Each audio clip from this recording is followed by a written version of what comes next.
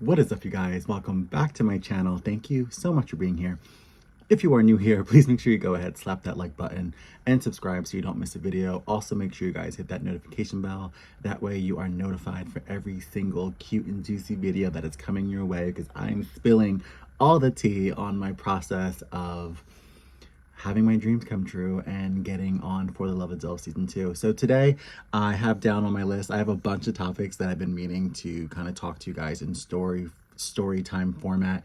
And the reason for that is for two reasons: for people who just want to enjoy story times for entertainment purposes, but also with such a large platform and so many people wanting to be on television or follow their dreams in any way, I want to just kind of shed a light on what that was like for me, so that you can be inspired for your own dreams and ambitions. So everything that I did to prepare for the Love of Dilfs, we had, I want to say, was it a month? It was like between a month or 2 months. It was not long, because I know I was on a diet kick, I was on a mental health kick. I mean, there were so many things that I decided to zoom in on, because I had already been such a fan of reality television for so long, and I was very aware of the mental distress and pressure cooker situation that those productions can be like. So I did not want to go in not prepared. So I already knew I was kind of knocked a couple pegs down for it. It was only 3 or 4 months into my mom passing that I found out I was even casted on the show. So I was already off to not a good start. If you saw my last video of how I got casted, I pretty much literally woke up one day on the last day of filming, got ready, did the casting, and then got right back in bed to continue my grief depression. So that was a whirlwind. But once I got on, I didn't want to be like as weak as I was when I was auditioning. You know what I mean? I had this opportunity with all this time between finding out I was casted and going to go film, to work on myself mentally, physically, emotionally. I met up with the friends that I have that make me feel happy, that make me feel loved and support me. I was with them like every other weekend, and I was literally doing that to put myself in this positive, beautiful space to go on the show and film, because knowing that this was reality television, it was so important to me that I came in with the right mindset, because I was going to be filmed and judged by the world for who I am. And I didn't want people to get this idea of who I was based off of my grief, or based off of my pain or my trauma or what I was going through in the current time. So a lot of my healing and a lot of that also was therapy. I immediately started therapy weekly. Like, I stepped it up. I was not like, oh, I'll see you when I see you. It was like, I need to see you. And I had things written down that I wanted to work on my therapist week by week. And all of that helped so much. So I was also physically like exercising daily, like, again, not to like drop a bunch of weight and be like super thin on the show. That was never the idea. I'm just very aware of like the mental health benefits of working out and exercising, and I feel them.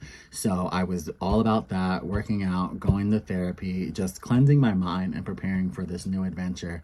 And then also with that came extensive research. And this is the part where if you want to get into music, if you want to get into movies, if you want to get into TV, you need to truly like surround yourself with the details and the knowledge and the information that is about the thing that you're trying to get into. Like, the minute I was preparing to get on the show and I found out I was casted, and this was not an issue for me, and this was not just me preparing because I love reality TV shows, like I said, but I immediately started watching Love Island, Too Hot to Handle. Mind you, I had never seen these shows because I loved reality TV, and to be honest, I love more so vintage reality TV. I love the trashier, the better. I want Flavor of Love. I want I Love New York.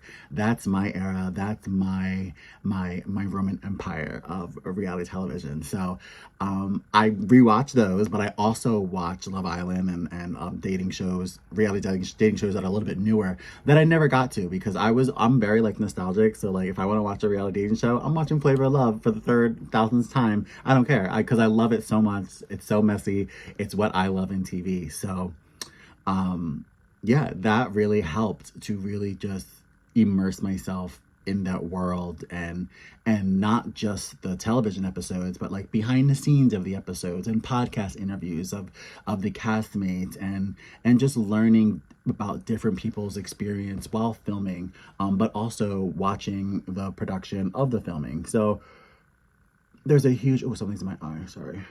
There's a huge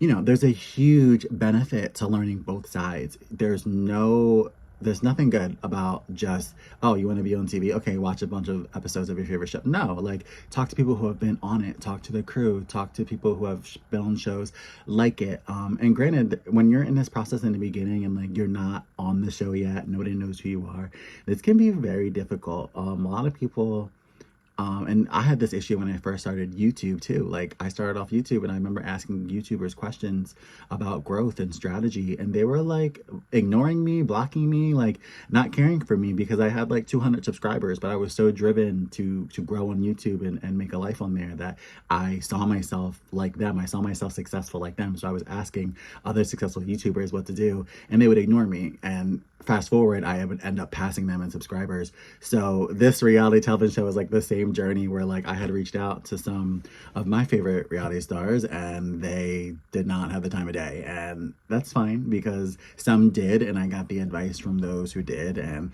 if it's moments like that where people treat me like that makes me want to come on here and not gatekeep, like tell you everything that I did to get on the show so that just in case you want to get on a show like this, you can also make that happen and make your dreams happen too. Like it means nothing to me if my dreams coming true does not inspire other people to have their dreams come true. That's like the bottom line for me. So lots of changes I made almost immediately and long phone conversation. Mind you, if my mom was here, it would have been a whole different version of preparing for this show because she was so much my everything. I most likely would have just kept everything between her and I and that would have been that. I would have prepped for her with her, shopped with her, because I needed outfits for the show too. So that was a big thing also, getting all the looks that I needed for the show and just making sure that I was comfortable and that I was, again, like portraying myself in a way that I wanted to be seen. Like I'm no dummy and I feel like a lot of people, and we will have this conversation later on bigger subject, but a lot of people will be like, oh my gosh, I can't believe they showed me wearing that, or I can't believe they showed me saying that. Girl, you said it and you wore it. So you know what I mean? I went in with that mentality of like, I'm not going to wear anything that I feel uncomfortable in or I don't like the way I look in because I'm going to be filmed in it and I have to watch it back. So I was very careful about my outfits. I wanted to make sure they represented who I was like fully and that I was comfortable because I'm very like active wear person. Like I will wear sweatpants and take off my shirt and wear it everywhere I go if I could. So to have those looks together was like a big deal for me. So the time gap helped because with all the time I knew I had to prepare, it was like not only a countdown to go film this experience, but I had time to get the outfits, start the therapy, work out. So by the time I left for filming, I really, really felt so fully prepared for the experience. However, I still, even with like the idea of thinking I knew it was gonna happen on this show, it really it was not what I thought. It was so much more than that, so much more detailed, so much more intricate. And I love that. I love that there was so much more for me to learn after I had already immersed myself in so much knowledge. That was my favorite part, is getting there and seeing the set, seeing the behind the scenes of it all and being like, oh my gosh, like I thought I knew a lot, but I don't know anything. Like this is just the beginning. So very exciting experience. Just so much preparation, and I feel like a lot of it, like there's all those different variations, like I said, mentally, physically, and emotionally, but a lot of it really was like what, I guess mentally, like really telling myself, like, breaking past that imposter syndrome also was a big thing. Like being like, you got on this show, like prepare to get on, you know what I mean? Because I would wake up some days like, oh, I didn't really get on the show. Like, don't work out. Like, just lay here. No, you really got on the show. This is really happening. This is really your life. Get it together. Prepare. Get the outfits. Cleanse your mind. Like, I had to really tell myself every day that like I was casted, because I was so used to like living in this delusional world where I wanted to be casted on productions, and I was always preparing for that, preparing to be casted.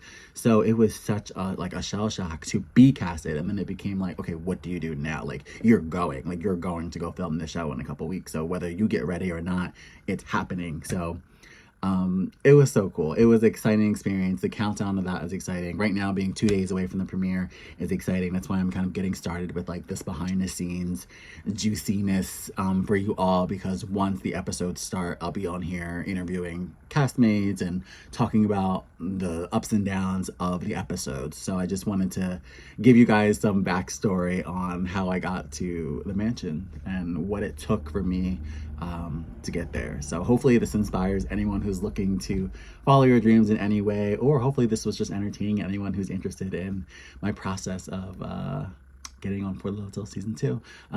Check out the description box down below. I have like the trailer link down there, special access stuff on my Patreon, and also my brand new merch shop, which has a bunch of really cool merchandise from the show. So I love you guys so much, and I will see you in the next video. Bye.